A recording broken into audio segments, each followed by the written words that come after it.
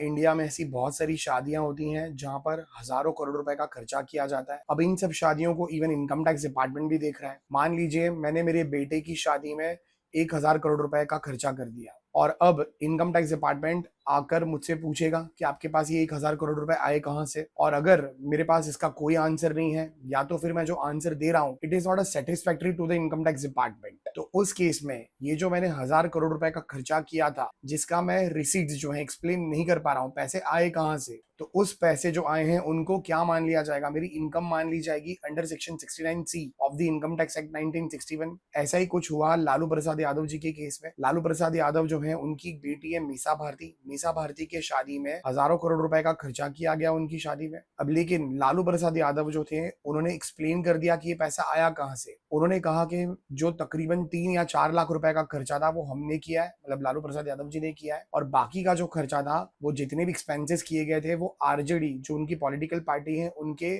जितने भी कार्यकर्ता थे, जो मेंबर्स थे, उन्होंने खर्चा किया था। वो मीसा भारती को अपनी बहन मानते थे और उन्होंने सारे खर्चे उठाए थे। तो अगर आप जैसे लालू प्रसाद यादव जी जो है उन्होंने एक्सप्लेन कर दिया, अगर आप एक्सप्लेन कर देते हो तो फिर उसको इनकम नहीं माना जाएगा।